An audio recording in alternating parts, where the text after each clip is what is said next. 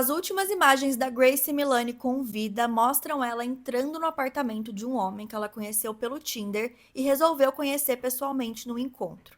As câmeras de segurança não mostram ela saindo do prédio em momento algum, mas mostram esse tal homem descendo o elevador com uma mala de viagem que parece estar bem pesada.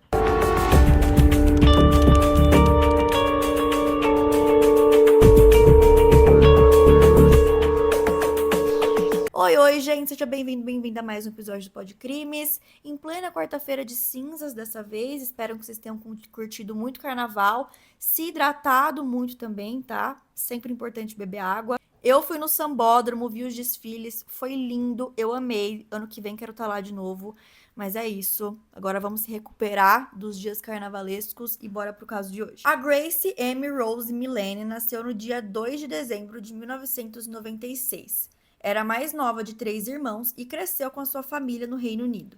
Era descrita como uma menina muito alegre, que amava jogar hóquei, ela tinha cabelos longos, castanhos e era uma menina bem bonita. A Grace estava prestes a começar a trabalhar depois de se formar na Universidade de Lincoln quando tudo aconteceu. Ela estudou administração e marketing e se planejou para passar um ano viajando depois que se formasse na universidade para conhecer o mundo. Só que os seus planos foram interrompidos de uma maneira horrível. No dia 28 de outubro de 2018, os seus pais, o David e a Gillian, deixaram a Grace, de 21 anos, no aeroporto. Ela viajou para o Peru, passou 6 semanas lá e depois foi para Nova Zelândia.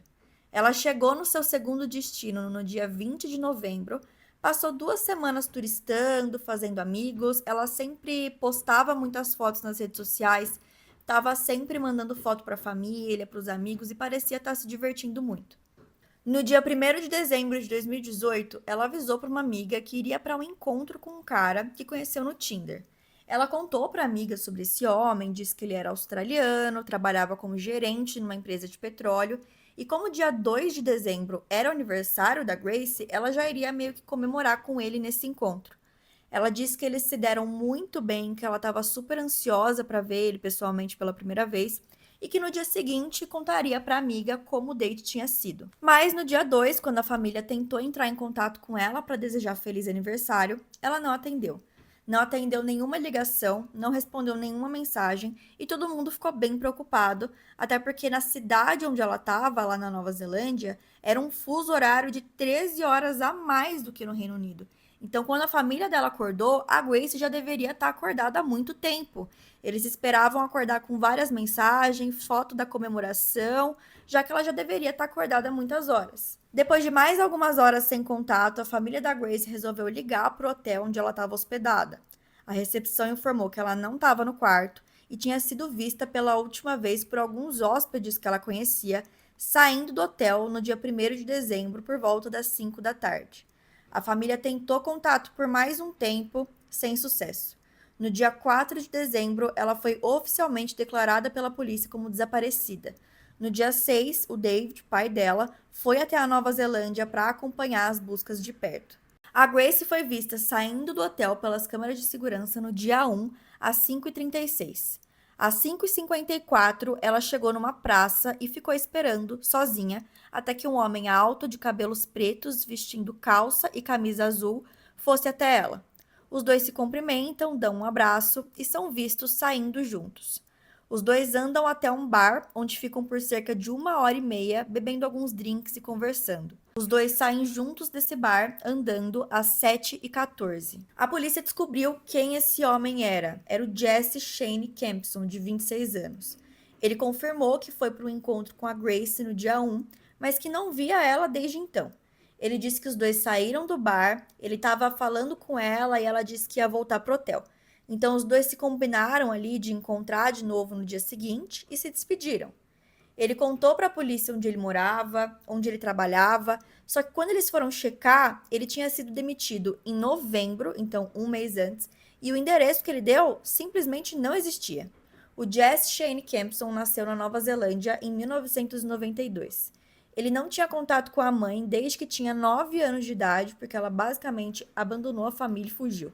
Então ele foi criado pelo seu pai e pelo seu avô. Eventualmente, até a sua própria família se distanciou dele, porque ele era extremamente mentiroso, roubava coisas da família, dos amigos, enfim, era um cara bem problemático. Quando ele conhecia as pessoas, inclusive quando ele conheceu a Grace, ele dizia que era australiano e que a família dele era dona de uma rede de restaurantes, que eles eram muito ricos. Ele disse que era gerente de uma empresa de petróleo, só que tudo isso era mentira. Na verdade, ele trabalha com construção. Ele já tinha sido acusado de agressão por uma ex-namorada que escolheu permanecer anônima e se identificou apenas pela inicial, a letra K. Ela relatou que levava tapas, ele a enforcava, abusou sexualmente dela em pelo menos 3 ocasiões. Também contou que foi ameaçada por ele com uma faca na garganta enquanto ele sussurrava no ouvido dela: "Tá na hora de dormir". Essa ex-namorada, inclusive, tinha uma ordem de restrição contra ele. Outra mulher, que também não quis se identificar, era uma ex-ficante que foi no encontro com o Jesse, também relatou comportamento violento. Os dois se conheceram em abril de 2018 em um bar, se beijaram, o encontro ia bem, mas quando Jesse percebeu que ela estava mandando mensagem para uma amiga dizendo onde ela estava, ele passou a ficar mais agressivo. De acordo com ela, ele também ficou bem agressivo quando ela disse que não faria sexo com ele no primeiro encontro. Essa mulher aceitou ir pro apartamento dele e quando chegou lá, percebeu que tinha esquecido a sua bolsa no bar. Já estava meio tarde, ela não podia ir para lá sozinha, ela não tinha como chamar um táxi, porque estava sem celular, e o Jesse se recusou a chamar um táxi para ela, e também se recusou a ir até o bar para pegar a bolsa. Ele esperou um pouquinho e emprestou o telefone dele para ela ligar para a mãe dela, para ver se ela conseguiu uma carona, mas a mãe não atendeu. Então, bem relutante, ela teve que passar a noite lá para não sair sozinha na rua. Ela achou que ela estaria segura, mas ela foi abusada sexualmente por ele durante a madrugada. Bom, voltando para a investigação, o Jesse foi interrogado de novo depois que a polícia descobriu que ele estava mentindo sobre o emprego e o endereço, e ele resolveu dar mais detalhes sobre o encontro. Só que nesse meio tempo, enquanto ele era interrogado pela segunda vez, a polícia encontrou mais imagens de câmera de segurança. As imagens mostram que os dois foram juntos até um outro bar, então um segundo bar, e ficaram lá até mais ou menos 9 horas. Os dois saem juntos e vão andando até o hotel onde o Jesse estava hospedado e onde ele morava também. Ele morava nesse hotel. A Grace é vista pela última vez pelas imagens das câmeras de segurança, entrando no hotel, subindo o elevador e indo em direção até o quarto dele. Não existe nenhum registro dela saindo. A próxima vez que o Jesse é visto pelas câmeras de segurança, ele está entrando no elevador às 8 em ponto da manhã do dia seguinte, sozinho. Ele vai até uma loja que fica ali no saguão do hotel, compra uma mala de viagem, sobe de novo para o quarto e é visto pelas câmeras de segurança, mais uma vez, descendo, dessa vez com a mala de novo, e a mala aparenta estar bem pesada, tanto que ele precisa usar um carrinho de malas para carregar. A polícia foi imediatamente até o hotel onde ele estava hospedado para investigar e encontraram vários vestígios de sangue pelo quarto inteiro. Eles precisavam usar luminol para enxergar o sangue, que é aquela substância que você joga em um lugar onde tinha sangue, mas aí alguém tentou limpar e brilha na luz negra, sabe? A polícia testou o DNA dessas manchas de sangue, mas o material foi basicamente destruído pelos produtos de limpeza que o Jesse usou, então eles não conseguiram comprovar que o sangue de fato era da Grace, mas eles confirmaram que era o sangue de uma mulher. A polícia pressionou muito o Jesse, esfregou todas as evidências que eles tinham na cara dele e falaram que basicamente eles já sabiam que ele tinha matado ela e escondido o corpo, mas que precisavam de uma confissão. O Jesse então resolveu mudar a sua versão da história. Ele disse que se encontrou com a Grace em um bar no dia 1, ficaram por lá bebendo até às 7 horas. Depois disso, saíram juntos, foram até outro bar, beberam mais um pouco, foram pro hotel.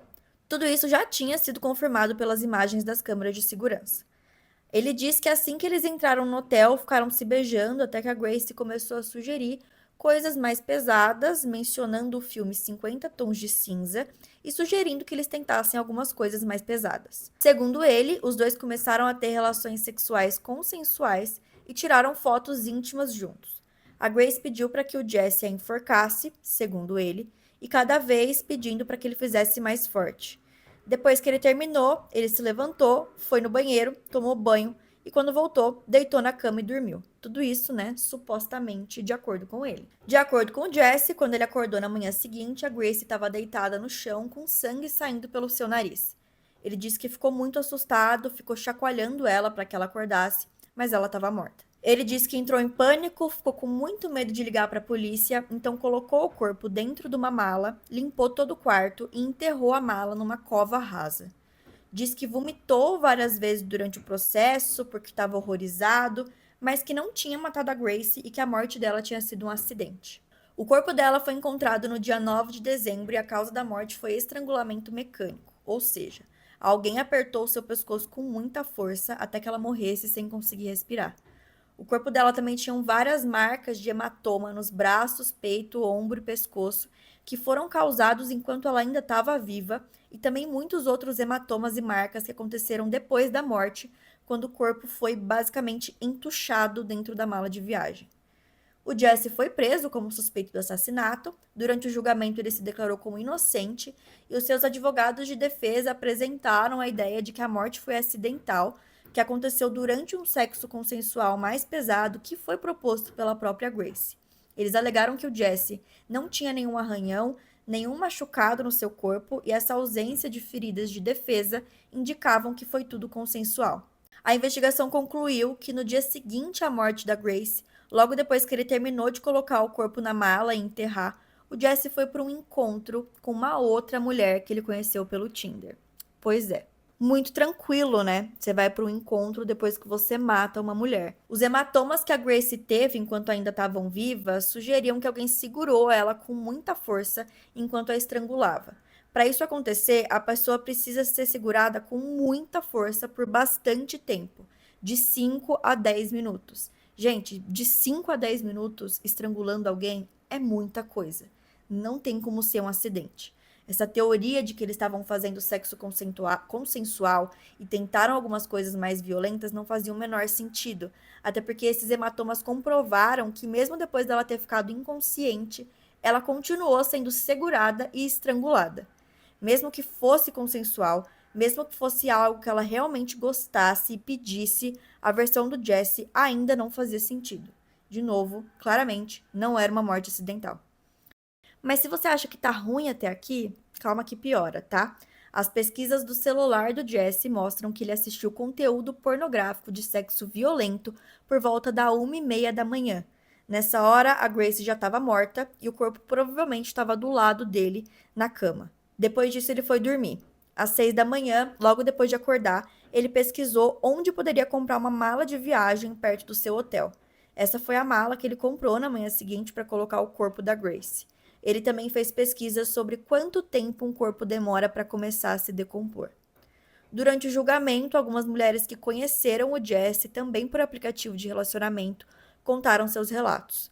Uma delas disse que na primeira conversa que eles tiveram online, logo no primeiro dia, ele puxou o assunto de sexo e disse que tinha fetiche em coisas violentas e em estrangular mulheres. Depois disso, ela desistiu de sair com ele. Uma outra mulher que saiu com ele em outubro de 2016 também deu seu relato. Os dois foram para um bar, depois foram até o apartamento. Ela fez sexo oral nele, consensual, mas disse que não queria fazer mais nada além disso. Ele ficou muito violento e abusou dela naquela noite.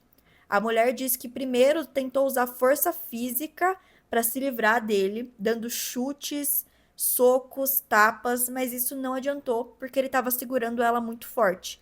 Então ela resolveu se fingir de morta para ver se ele parava, mas ele continuou. Depois que ele terminou o que tinha que fazer, ele perguntou o que tinha acontecido. Ela estava chorando muito e disse que não conseguia respirar. Ele riu da cara dela.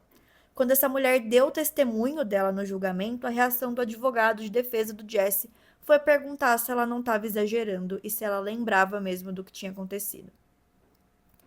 No dia 21 de fevereiro de 2020, Jesse foi considerado culpado pelo assassinato da Grace Milani e condenado à prisão perpétua com um mínimo de 17 anos antes de tentar pedir pela liberdade condicional. Ele segue preso até hoje. Com isso, a gente encerra o episódio de hoje. Eu espero que vocês tenham gostado. Tchau e até semana que vem.